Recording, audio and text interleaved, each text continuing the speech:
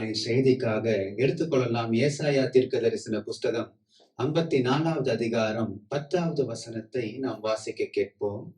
மலைகள் விலகினாலும் பர்வதங்கள் நிலை பெயர்ந்தாலும் என் கிருபை உன்னை விட்டு விலகாமலும் என் சமாதானத்தின் உடன்படிக்கை நிலை பெயராமலும் இருக்கும் என்று உண்மை மனதுருகிற கர்த்தர் சொல்லுகிறார்.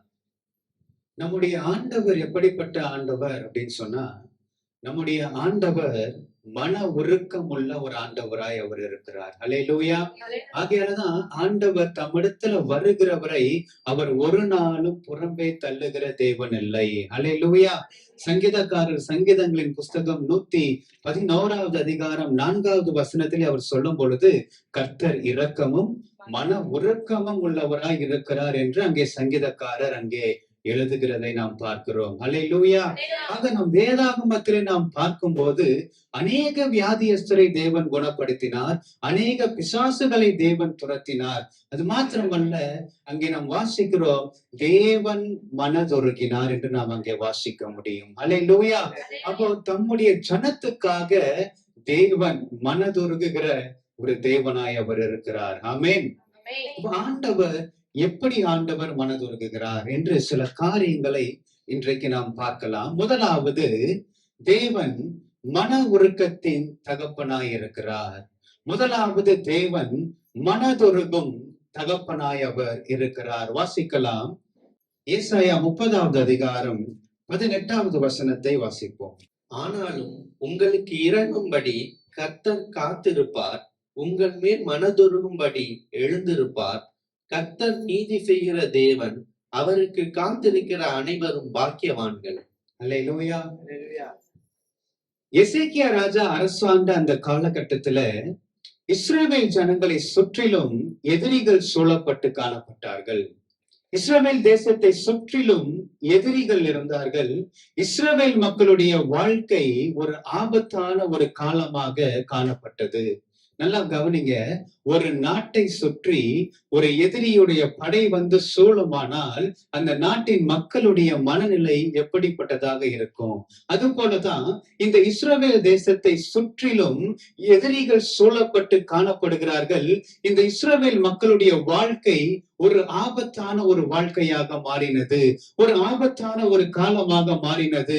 ஆக இப்படிப்பட்ட ஒரு காலகட்டத்தில இவர்கள் யாரை நாடினார்கள் என்றால், இவர்கள் தேவனை நாடாமல் இவர்கள் எகிப்தினுடைய உதவிக்கு இவர்கள் நாடினார்கள். இவர்கள் தேவனுடைய உதவியை நாடாமல் எகிப்தில இருக்கிற ரதங்களையும் அதில் இருக்கிற குதிரைகளுடைய அந்த உதவிகளையும் இவர்கள் நாடினார்கள். எகிப்து என்று சொல்லும் பொழுது இந்த இஸ்ரவேல் மக்கள் அந்த எகிப்து தேசத்திலே 400 ஆண்டுகள் அடிமையாக இருந்தார்கள். அப்படி அடிமைப்பட்டு அடிமைத்தனத்துல இருந்த அந்த ஜனத்தை தேவன் தம்முடைய மகா பெரிய மனதுருக்கத்தினாலே அவர்களை விடுதலை செய்து தம்முடைய ஓங்கிய புயத்தினாலும் பலத்த கரத்தினாலும் பல அற்புதங்களை தேவன் செய்து அவர்களை விடுவித்து கொண்டு வந்தார். ஆனால் இந்த ஜனங்கள் அந்த தேவனை மறந்துவிட்டு இவர்கள் திரும்ப யாரை நோக்கி நாடுகிறார்கள் என்றால், எகிப்தை நோக்கி நாடுகிறார்கள். எகிப்திலிருந்து தங்களுக்கு உதவி வரும் என்று அவர்களை நோக்கி நாடுகிறார்கள். இன்றைக்கு சபையில கூட ரட்சிக்கப்பட்ட ஒரு விசுவாசி தன்னுடைய வாழ்க்கையில ஒரு போராட்டம் வருமானால், தன்னுடைய வாழ்க்கையில ஒரு எதிர்பாரான ஒரு சூழ்நிலை வருமானால், அவர்கள் தேவனை மறந்துவிட்டு திரும்ப அவர் தங்களுடைய பழைய வாழ்க்கைக்கு திரும்பி கொண்டிருக்கிறார்கள். திரும்ப அவர்கள் எகிப்துக்கு திரும்பி கொண்டிருக்கிறார்கள். தேவன் எந்த நிலைமையில நம்மை ரட்சித்தார் என்பதை இன்றைக்கு ஜனங்கள் மறந்து போகிறார்கள். ஆனாலும் அங்கே ஆண்டவருடைய வசனம் சொல்லுகிறது, ஆனாலும் உங்களுக்கு இறங்கும்படி கர்த்தர் காத்திருப்பார். ஆனாலும் உங்களுக்கு இறங்கும்படி கர்த்தர் காத்திருப்பார். அல்லேலூயா. இந்த ஜனங்களை குறித்து ஏசாயா தீர்க்கதரிசி சொல்லும் பொழுது, இவர்கள் கலகம் உள்ள ஜனமாய் இவர்கள் இருக்கிறார்கள். இவர்கள் பொய் பேசுகிற பிள்ளைகளாய் இருக்கிறார்கள். வேதத்தை கேளாத ஒரு புத்திரராய் இவர்கள் இருக்கிறார்கள் என்று ஏசாயா தீர்க்கதரிசி அங்கே எழுதுகிறார். யார் தெரியுமா? புறஜாதி மக்கள் இல்லைங்க, தேவனை அறிந்த ஜனம். தேவனை அறிந்த ஜனம் கலகம் உள்ள ஜீவனம் பண்ணி கொண்டிருக்கிறது. கலகம் பண்ணுகிற ஒரு ஜனமாக மாறிக்கொண்டிருக்கிறது. இன்னைக்கு நம்முடைய வாழ்க்கை எப்படி இருக்கு? நாம் எந்த பாதையில நாம் நடந்து போய் கொண்டிருக்கிறோம் அது நமக்கு தெரியும். அல்லேலூயா. ஆண்டவர் சொல்றார், ஆனாலும் உனக்கு இறங்கும்படி நான் காத்திருக்கிறேன். ஆமென். நம்முடைய வழிகளை நாம் சீர்தூக்கி பார்த்து நாம் தேவனிடத்துல நாம் திரும்புவோம் என்று சொன்னால் அவருடைய மனதுருக்கம் நமக்கு இருக்கிறது. அல்லேலூயா. நீங்க கேட்கலாம், ஏன் ஆண்டவர் நமக்காக காத்திருக்கிறார்? ஏன் ஆண்டவர் நம்ம மேல மனதுருக்கமா இருக்கிறார் தெரியுமா? அவர் தகப்பன் உள்ளம் கொண்டவர். அவர் தகப்பன் உள்ளம் கொண்டவர். லூக்கா 15வது அதிகாரத்திலே நாம் பார்க்கிறோம், ஒரு தகப்பனுக்கு 2 குமாரர் இருந்தார்கள். ஒருவன் இளைய குமாரன் என்ன பண்ணனா, தன்னுடைய தகப்பன் இடத்துல தன்னுடைய ஆஸ்தி எல்லாம் அவன் வாங்கி கொண்டு அவன் தூர தேசத்துக்கு அவன் போனான். தான் தகப்பனை பார்க்கவே கூடாது, அல்லது தான் செய்கிற காரியம் தன்னுடைய தகப்பனுக்கு தெரிந்துவிடக் கூடாது என்று சொல்லி அவன் தூர தேசத்துக்கு அவன் போனான். அவன் நினைத்ததெல்லாம் அவன் செய்தான். அவன் சந்தோஷமா அவன் வாழ்ந்தான்.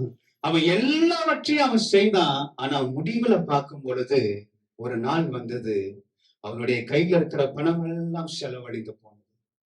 கூட இருக்கிற நண்பர்கள் எல்லாம் அவனை விட்டு விட்டு போனார்கள். என்ன நிலைமை தெரியுமா?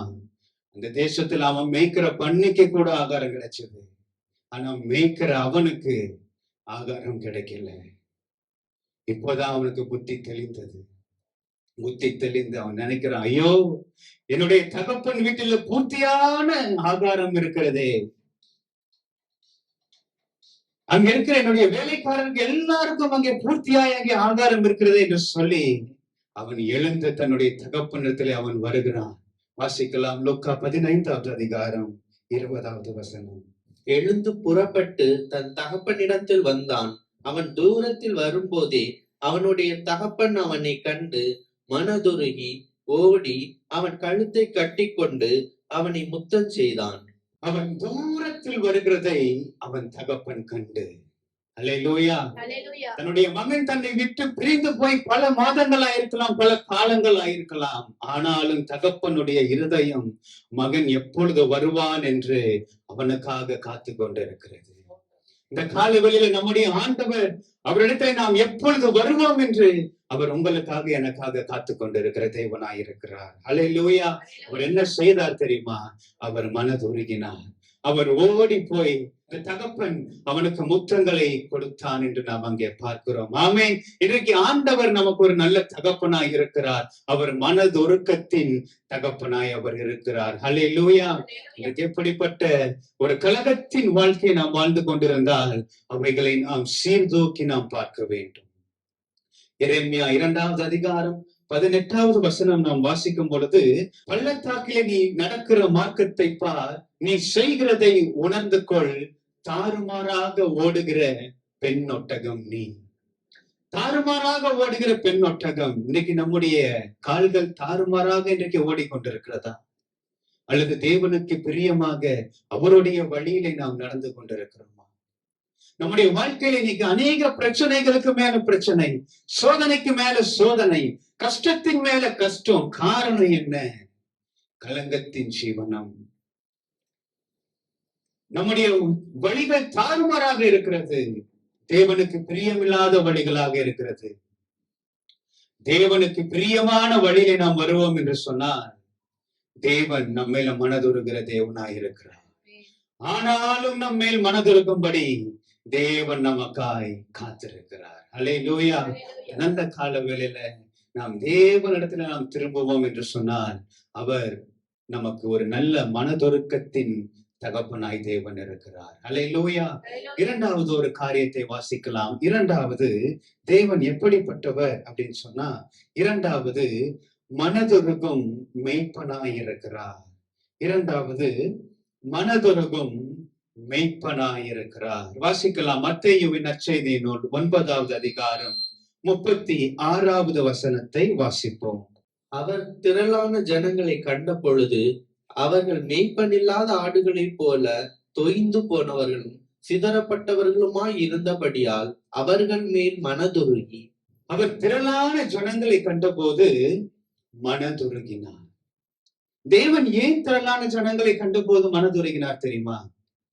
அந்த ஜனங்களுக்கு நல்ல மெய்ப்பன் இல்லை. அந்த ஜனங்களை வழி நடத்துவதற்கு ஒரு நல்ல மேய்ப்பன் இல்லாமல் காணப்பட்டார்கள். அவர்கள் சிதறப்பட்டு காணப்பட்டார்கள். அவர்களுக்கு நல்ல போதனைகளை வழங்குவதற்கான ஒரு நல்ல மெய்ப்பன் இல்லாமல் காணப்பட்டார்கள். ஆக அந்த ஜனங்களை பார்த்து ஆண்டவர் மனதுருகினார். வசனம் சொல்லுகிறது, என் ஜனங்கள் அறிவில்லாமையால் சங்காரமாகிறார்கள். ஆண்டவர் யோனா தீர்க்கதரிசனிடத்திலே, நீ போய் நினிவேக்கு விரோதமாய் போய் பிரசங்கி என்று ஆண்டவர் சொல்லுகிறார். இந்த நினிவே தேவனுக்கு விரோதமான காரியங்களை இந்த நினிவே பட்டணத்தில் இருக்கிற மக்கள் எல்லாம் செய்தார்கள். ஆக தேவன் இந்த பட்டணத்தை அழிக்க வேண்டும் என்று சொல்லி தேவன் யோனா தீர்க்கதரிசனத்திலே ஒரு வார்த்தையை சொல்லி அனுப்புகிறார். நீ போய் அந்த பட்டணத்திற்கு விரோதமாய் பிரசங்கி. ஆனா யோனா செய்தது, யோனா அந்த பட்டணத்துக்கு போகாமல் அவர் கூலி கொடுத்து அவர் தர்ஷீஷுக்கு அவர் போகிறார். தர்ஷீஷ் என்று சொல்லும் பொழுது அது பாவம் நிறைந்த ஒரு இடமாக காணப்படுகிறது. ஆக தேவன் சொல்லுகிற இந்த நினிவே பட்டணத்துக்கு போகாமல் அவர் எங்க போகிறார்? தர்ஷீஷுக்கு போகிறார். அப்படி போகிற வழியில ஒரு பெரிய புயல் காற்று அடிக்கிறது. அந்த கப்பல் பயங்கரமாக அந்த அலையிலே அது மாட்டிக்கொண்டிருக்கும் பொழுது அங்க இருக்கிற ஆட்கள் எல்லாம் வந்து யோனாவை எழுப்பி, நீ யாரு, நீ எவ்விடத்தான் என்று கேட்கும் பொழுது யோனா இந்த பிரகாரமாய் அவருக்கு காரியங்களை எல்லாம் சொல்லுகிறார். சொல்லும் பொழுது அவங்க சொல்றாங்க, நீ ஏன் இப்படி ஒரு காரியத்தை நீ செய்தாய்? அப்ப யோனா சொன்னாரு, நீங்க என்ன தூக்கி நீங்க சமுத்திரத்துல போடுங்க, இந்த சமுத்திரம் அடங்கிவிடும், இந்த சமுத்திரம் அமைதியாகிவிடும் என்று யோனா அங்கே சொல்லுகிறார். யோனா தீர்க்கதரிசி அவர் மரிக்கிறதுக்கு அவர் ஆயத்தமாய் இருக்கிறார். ஆனால் நினிவேக்கு போக அவர் ஆயத்தமாய் அவர் இல்லை. நான் யோசித்து பார்த்தேன், தேவன் நினிவேக்கு போ சொல்றார், ஆனால் இவர் கூலி கொடுத்து தர்ஷீஷுக்கு போக இவர் ஆயத்தமா இருக்கிறார். இவர் தன்னுடைய ஜீவனை அழித்துக் கொள்வதற்கு அல்லது தன்னுடைய ஜீவனை விடுவதற்கு ஆயத்தமா இருக்கிறார். ஆனால் நினிவேக்கு போக இவர் ஆயத்தமா இல்லை. ஒருவேளை நினிவே பட்டணத்தை குறித்து பல காரியங்களை இந்த யோனா தீர்க்கதரிசி கேட்டிருக்கலாம். அந்த ஜனங்களுடைய நடவடிக்கைகள், அந்த ஜனங்கள் செய்யறதான காரியங்கள், அந்த பட்டணத்தில் நடக்கிற சம்பவங்கள், இவைகளை ஏதோ ஒன்று யோனா தீர்க்கதரிசி இருதயத்தை கடினப்படுத்தி கூட இருந்திருக்கலாம். ஆனா நமக்கு தெரியும், யோனா 3 நாள் மீனின் வயிற்றிலே அவர் இருந்தார். அவர் ஜெபித்தார். தேவன் மீனுக்கு கட்டளை கொடுத்தார். மீன் வந்து அவரை கக்கினது. அங்கே வசனம் சொல்லுகிறது, இரண்டாம் தரம் தேவனுடைய வார்த்தை யோனாவுக்கு உண்டாகி, நீ நினிவேக்கு போன் என்று அங்கே அவர் சொல்லுகிறார். அப்படி அவர் நினிவேக்கு அவர் போகிறார். அவர் போய் அந்த ஜனத்துக்கு விரோதமாய் அவர் பேசி பட்டணத்துக்கு வெளியே வந்து அந்த பட்டணத்துக்கு சம்பவிப்பதை பார்க்க வேண்டும் என்று அவர் ஆவலாக இருந்தார். ஆனால் அங்க என்ன நடந்தது தெரியுமா? யோனா தீர்க்கதரிசியுடைய வார்த்தையை கேட்டவுடன் அந்த ராஜா அந்த ஜனங்கள் எல்லாரையும் கூப்பிட்டு, மிருகம் உட்பட மனிதர்கள், மிருகம் எல்லாரும், மிருக சிவன்கள் எல்லாரும் உபவாசம் போட வேண்டும். எல்லாரும் ரெட்டுடித்து உபவாசம் போட வேண்டும். தேவன் ஒருவேளை அவர் நமக்காக இறங்கினாலும் இறங்குவார். அல்லேலூயா. இங்கே வசனம் சொல்லுகிறது, வாசிக்கலாம். யோனா 3வது அதிகாரம் 10வது வசனம். அவர்கள் தாங்கள் பொல்லாத வழியை விட்டு திரும்பினார்கள் என்று தேவன் அவர்களுடைய கிரியைகளை பார்த்து தாம் அவர்களுக்கு செய்வேன் என்று சொல்லி இருந்த தீங்கை குறித்து மனஸ்தாபப்பட்டு அதை செய்யாதிருந்தார். அல்லேலூயா. அவர்களுக்கு செய்வேன் என்று சொன்ன தீங்கை குறித்து தேவன் மனஸ்தாபப்பட்டார். அல்லேலூயா. எப்பொழுது தெரியுமா? அவர்கள் தங்கள் பொல்லாத வழிகளை விட்டு அவர்கள் திரும்பும் பொழுது. அல்லேலூயா. யோனா தீர்க்கதரிசிக்கு இது தெரியாது. ஆனால் அவர் வெளியே காத்து கொண்டிருக்கிறார். அந்த பட்டணத்துக்கு என்ன நடக்கும் என்று நான் பார்க்க வேண்டும். இன்றைக்கு அநேக நேரங்களில நாமும் கூட இந்த யோனா தீர்க்கதரிசியை போல இருக்கிறோம் இல்லையா? நம்முடைய குடும்பத்துல சில காரியங்களை பார்க்கும் பொழுது, நம்முடைய சமுதாயத்துல, நம்முடைய தேசத்துல நம்முடைய நாட்டிலே இந்த உலகத்திலே சில காரியங்கள், அநீதியான காரியங்கள் நடக்கும் பொழுது நாமும் கூட இந்த யோனா தீர்க்கதரிசியை போல ஏன் தேவன் தாமதமாய் இருக்கிறார், ஏன் தேவன் இன்னும் பொறுமையாக இருக்கிறார், தேவன் ஏன் இன்னும் அமைதியாக இருக்கிறார் என்று நாமும் கூட நினைக்கிறோம் இல்லையா? யோனா பார்க்காத ஒரு காரியத்தை தேவன் பார்க்கிறார். நம் கண்களுக்கு தெரியாத, நாம் பார்க்காத சில காரியத்தை தேவன் பார்க்கிறார். ஆகையால தேவன் ஒரு காரியத்தை யோனாவுக்கு தேவன் காண்பிக்கிறார். யோனா தீர்க்கதரிசி அங்கே இருக்கும் பொழுது ஆண்டவர் அங்கே ஒரு ஆமணக்கு செடியை தேவன் அங்கே முளைக்க பண்ணுகிறார். யோனா வெயிலிலே அவன் நிழலில் இருக்கும்படியாக ஒரு ஆமணக்கு செடியை தேவன் அங்கே முளைக்க கட்டளை இடுகிறார். அந்த செடி வருகிறது. அடுத்த நாள் காலையில தேவன் சில பூச்சிகளுக்கு கட்டளையிட்டு அந்த செடியை தேவன் அழிக்கிறார். அழித்த உடனே யோனாவுக்கு மிகவும் ஒரு எரிச்சல் உண்டாகிறது. அப்பொழுது ஆண்டவர் கேட்கிறார், யோனாவே, உனக்கு ஏன் இந்த எரிச்சல் உண்டாகிறது? நீ விதைக்கல, நீ அந்த செடிக்கு தண்ணி ஊத்தல, ஆனா அந்த செடி அழிந்து போனது என்று சொல்லி உனக்கு அந்த செடிக்காக நீ பரிதபிக்கிறாயே. அந்த பட்டணத்துல வலது கைக்கும் இடது கைக்கும் வித்தியாசம் தெரியாத 1,00,000 பேர் இருக்கிறான். ஹல்லேலூயா, 1,00,000 பேர் இருக்கிறான். அவனுக்காக நான் பரிதபிக்க மாட்டேனா? ஹல்லேலூயா. நம்முடைய ஆண்டவர் நமக்கு நல்ல மேய்ப்பர். அவர் மனதுருகிற மேய்ப்பராக இருக்கிறார்.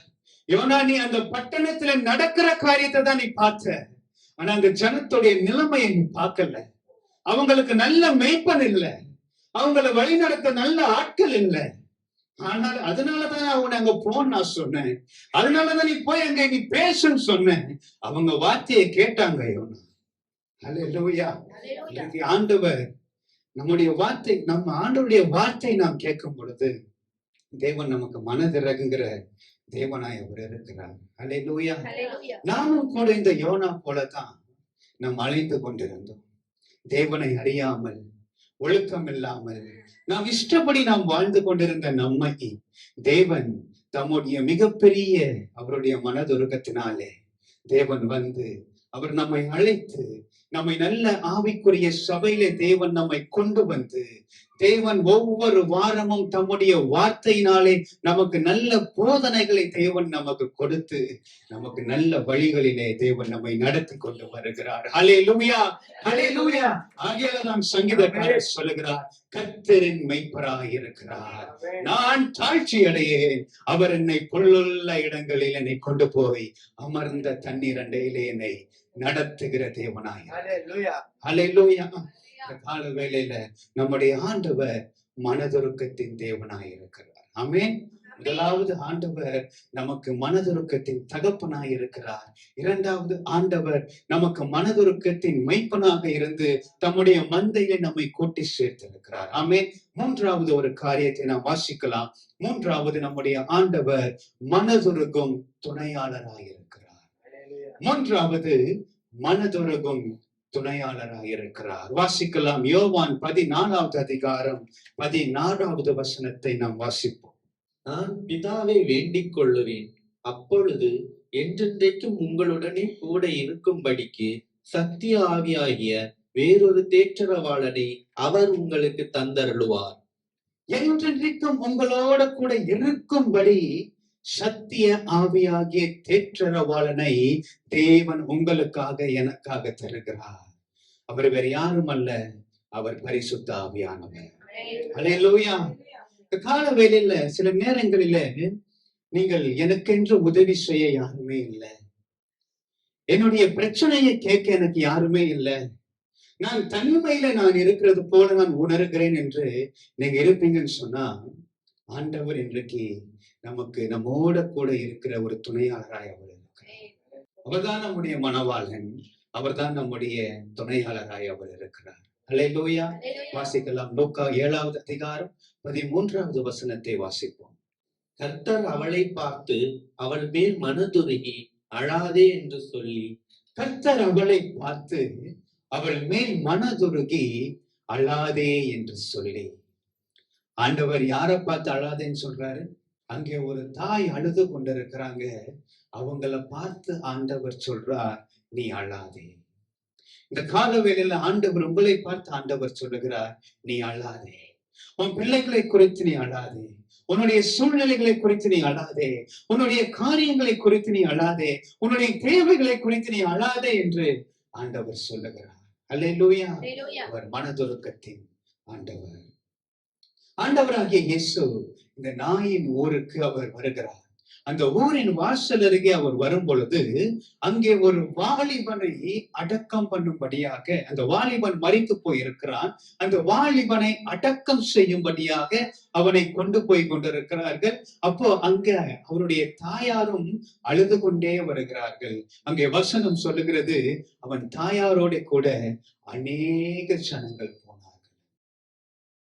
அநேக ஜனங்கள் போனார்கள். ஆனால் ஒருவராலும் அந்த தாயினுடைய கண்ணீரை துடைக்க முடியவில்லை. ஒருவராலும் அந்த தாயினுடைய கவலையை போக்க முடியவில்லை. ஒருவராலும் அந்த தாயினுடைய துக்கத்தை மாற்ற முடியவில்லை. இந்த தாய் அழுது கொண்டிருக்கிறார். இந்த அழுது கொண்டிருக்கிற அந்த தாயை பார்த்து ஆண்டவர் சொன்னார், நீ அழாதே, நீ அழாதே. 1 சாமுவேல் 30வது அதிகாரம் 6வது வசனத்தை வாசிப்போம். தாவீது மிகவும் நெருக்கப்பட்டான். சகல ஜனங்களும் தங்கள் குமாரத்திகளின் நிமித்தம் மனக்லேசமானதினால் அவனை கல்லறிய வேண்டும் என்று சொல்லிக் கொண்டார்கள். தாவீது தன் தேவனாகிய கர்த்தருக்குள்ளே தன்னை திடப்படுத்தி கொண்டான். அல்லேலூயா. இங்க ஒரு சம்பவத்தை நாம் பார்க்கிறோம். தாவீது ராஜா அவர் சிக்லாக்குக்கு அவர் வருகிறார். அவர் சிக்லாக்குக்கு அவர் வரும் பொழுது அங்கே அமெரிக்கர்களால அவருடைய மனைவி, குமாரன், அவருடைய கூட இருக்கிற ஆட்களுடைய மனைவி, பிள்ளைகள் எல்லாரும் சிறைபிடித்து கொண்டு போகப்பட்டார்கள். அந்த பட்டணத்தை தீக்கிரையாக்கியிருந்தார்கள். இவங்க சிக்லாக்கு இவர்கள் வந்து பார்க்கும் பொழுது அந்த பட்டணத்தை இவர்கள் பார்த்து இவர்கள் தங்களுடைய பெலன் போகிற அளவுக்கு இவர்கள் அழுகிறார்கள். அப்படி அழுது கொண்டிருக்கும் பொழுது இந்த ஜனங்கள் என்ன செய்தார்கள் தெரியுமா? இவர்கள் தாவீதுக்கு துணையா இருக்க வேண்டிய ஜனங்கள், தாவீதுக்கு துணையா இருக்க வேண்டிய ஜனங்கள் இவங்க என்ன சொல்லி இருக்கணும்? தாவீது, நீங்க பயப்படாதீங்க, நீங்க கலங்காதீங்க, நான் உங்களோட கூட இருக்கிறோம், நம்ம போய் நாம் யுத்தம் செய்து அவர்களை நாம் மீட்டு வரலாம் என்று சொல்ல வேண்டிய ஜனங்கள் என்ன செய்தார்கள்? தாவீதை கொல்ல வேண்டும் என்று தங்களுடைய கைகளிலே கற்களை எடுத்துக்கொண்டார்கள். இந்த கால வேளையில துணையாய் இருப்பார்கள் என்று நாம் நினைக்கிற ஜனங்கள் கூட நமக்கு விரோதமாய் எழும்புகிற நேரங்கள் இருக்கிறது. நாம் யோசிப்போம், இவர்கள் நமக்கு உதவி செய்வார்கள், இவர்களுக்கு நமக்கு துணையாய் வருவார்கள். ஆனால் அவர்களும் கூட நம்ம இடத்துல நன்மை இல்லை அப்படின்னு சொன்னா இனி என்ன நடக்கும்? இவனால இனி ஒரு பிரயோஜனமும் இல்லை, அல்லது இனி இவன் மூலமாக நமக்கு ஒரு நன்மையும் வராது என்று வருகிற அந்த நேரத்திலே துணையாய் இருக்கிறவர்கள் எதிரியாய் மாறுகிற நேரமும் உண்டு. அப்படிப்பட்ட நேரத்திலே தாவீது என்ன செய்தார்? 8வது வசனத்தை வாசிப்போம். தாவீது கர்த்தரை நோக்கி, நான் அந்த தண்டை பின்தொடர வேண்டுமா, அதை பிடிப்பேனா என்று கேட்டான். அதற்கு அவர், அதை பின்தொடர், அதை நீ பிடித்து சகலத்தையும் திருப்பிக் கொள்வாய் என்றார். அல்லேலூயா. தாவீதுக்கு தெரியும், யார் என்னோடு இருந்தாலும் என்னோடு இல்லாவிட்டாலும் தேவன் என்னோட கூட துணையாளராய் அவர் இருக்கிறார். அல்லேலூயா. அவர் நான் ராஜாவை ஆனதுக்கு அப்புறம் எனக்கு துணையாளரா வரலங்க, நான் ஆடு மேய்க்கும் போதுல இருந்து அவர் எனக்கு துணையாளரா இருக்கிறார். அல்லேலூயா. நீ கூட இருக்கிற தானே, நீ இப்பதானே எனக்கு வந்த துணையா. அல்லேலூயா. என் தாயின் கருவுல நான் உருவான நாள் முதல் எனக்கு அவர் துணையாளராக அவர் இருக்கிறார். அல்லேலூயா. ஆக தாவீதுக்கு தெரியும். தாவீது கேட்கிறார், ஆண்டவரே, யார் என்னை விட்டு போனாலும் சரி, நான் போறேன், அந்த தண்டை நான் பிடிப்பேனா? ஆண்டவர் சொல்றார், நீ போ, நீ சகலத்தையும் நீ திருப்பிக் கொள்ளுவாய். அல்லேலூயா. அவர் தான் நம்முடைய துணையாளர். ஆமென். ஆக இந்த தாய் அவர்கள் அழுது கொண்டிருக்கிறார்கள். இவருடைய துக்கத்தை மாற்றுவதற்கு அங்கே ஒருவராலும் கூடாது இருந்தது. அங்கே அநேக ஜனங்கள் இருந்தார்கள். அநேக ஜனங்களால் அவர்களுடைய கண்ணீரை துடைக்க கூடாது இருந்தது. ஆனால் அந்த நேரத்திலே தேவன் உடைய கண்ணீரை தேவன் துடைத்தார். அல்லேலூயா. அந்த மரித்து போயிருந்த அந்த வாலிபனை தேவன் திரும்ப உயிர்ப்பித்து தன்னுடைய தாயினிடத்திலே அவர் ஒப்பு கொடுத்தார். அல்லேலூயா. இந்த கால வேளையில ஒருவேளை நம்முடைய கண்ணீர்கள் சில நேரங்களிலே சில ஆட்களுக்கு அது புரியாமல் போகலாம். நீங்கள் படுகிற வேதனைகளை அவர்கள் உணராமல் போகலாம். நீங்கள் யாருக்குமே தெரியாமல் நீங்கள் அனுபவிக்கிற அந்த சுமைகள் அவர்களுக்கு தெரியாமல் போகலாம். ஆனாலும் இவைகள் எல்லாம் பரிசுத்த ஆவியானவருக்கு தெரியும். உங்களுடைய வேதனைகள் எல்லாம் அவர் உணர்கிற தேவனாய் அவர் இருக்கிறார். அல்லேலூயா. ஆகையால் ஆண்டவர் சொல்லுகிறார், நீ அழாதே, நீ அழாதே, நான் உனக்கு துணையாக இருக்கிறேன். அல்லேலூயா. யோவான் 14:18 நாம் வாசிக்கும் பொழுது, நான் உங்களை திக்கற்றவர்களாக விடேன், நான் உங்களிடத்தில் வருவேன் என்று ஆண்டவர் சொன்னார். அல்லேலூயா. அவர் நம்மை திக்கற்றவர்களாக விட மாட்டார். அனாதையாக அவர் உங்களை விட மாட்டார். அவர் உங்களுக்கு துணையாய் அவர் இருக்கிறார். ஆமென். ஆண்டவராக இயேசு கூட அவர் சொல்லும் பொழுது, நான் எப்பொழுதும் என் பிதாவோடு நான் இருக்கிறபடியால் அவர் என்னை தனியே இருக்க விடுகிறதில்லை. அல்லேலூயா. தனிமையின் பாதையில நீங்க நடந்து போறீங்களா? மறக்காதீங்க, நீங்க தனியா இல்ல, உங்களோட கூட ஆவியானவர் இருக்கிறார். உங்களோட கூட தேவன் இருக்கிறார். அவர் சகலத்தையும் அவர் உங்களுக்கு திருப்பி கொடுப்பார். அல்லேலூயா. ஆண்டவர் நமக்கு நல்ல துணையாளராய் அவர் இருக்கிறார். அல்லேலூயா. நான்காவது ஒரு காரியத்தை நாம் பார்க்கலாம். நான்காவது, மனதுருகும் இரட்சகர். நான்காவது, மனதுருகும் இரட்சகர். வாசிக்கலாம். யோவான் 3:16. தேவன் தம்முடைய ஒரே பேரான குமாரனை விசுவாசிக்கிறவன் எவனோ அவன் கெட்டு போகாமல் நித்திய ஜீவனை அடையும்படிக்கு அவரை தந்தருளி இவ்வளவாய் உலகத்தில் அன்பு கூர்ந்தார். அல்லேலூயா. நாலாவது, தேவனுடைய மனதுருக்கம் எப்படிப்பட்டது? அவர் நமக்காக தம்முடைய சொந்த குமாரனையே தேவன் கொடுத்தார். அல்லேலூயா. உங்களுக்காக, எனக்காக அவருடைய சொந்த குமாரனையே தேவன் கொடுத்தார். ஆண்டவராகிய இயேசுவும் நமக்காக அவர் தம்முடைய ஜீவனையே ஆண்டவர் கொடுத்தார். இதெல்லாம் எதை காண்பிக்கிறது? இதெல்லாம் அவருடைய மனதுருக்கத்தை நமக்கு காண்பிக்கிறது. இதெல்லாம் அவருடைய மனதுருக்கத்தை நமக்கு காண்பிக்கிறது. ஐயோ, என் ஜனங்கள் அழிந்து போய்விடக் கூடாது. ஐயோ, என் ஜனங்கள் இருளிலே போய்விடக் கூடாது. அவர்கள் வெளிச்சத்தின் இடத்திலே அவர்கள் வர வேண்டும். அவர்களுக்கு நித்திய ஜீவன் கிடைக்க வேண்டும் என்பதற்காக தேவன் தம்முடைய ஒரே பேரான குமாரனை ஆண்டவர் உங்களுக்காக, எனக்காக கொடுத்தார். அல்லேலூயா. அந்த ஆண்டவரை விசுவாசிக்கிறவர்கள், இயேசுவை விசுவாசிக்கிறவர்கள், அவர்கள் கெட்டு போவதில்லை. ஆமென். அவர்கள் கெட்டு போவதில்லை. வாசிக்கலாம். 2 பேதுரு 3:9. தாமதிக்கிறார் என்று சிலர் எண்ணுகிறபடி கர்த்தர் தமது வாக்குத்தத்தத்தை குறித்து தாமதமாயிராமல் ஒருவரும் கெட்டு போகாமல் எல்லாரும் மனம் திரும்ப வேண்டும் என்று விரும்பி நம்மை நீடிய பொறுமை உள்ளவராயிருக்கிறார். அல்லேலூயா.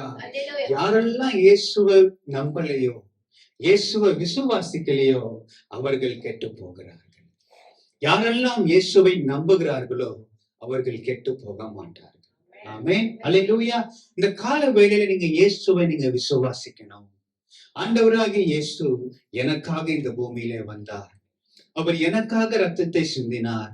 என்னுடைய பாவத்தை கழுவுவதற்காக, என்னுடைய சாபங்களை முறிப்பதற்காக, எனக்கு விடுதலை தருவதற்காக, எனக்கு நிலைவாழ்வை கொடுப்பதற்காக, எனக்கு நித்திய ஜீவனை வழங்குவதற்காக இயேசுவானவர் இந்த உலகத்திலே வந்தார்.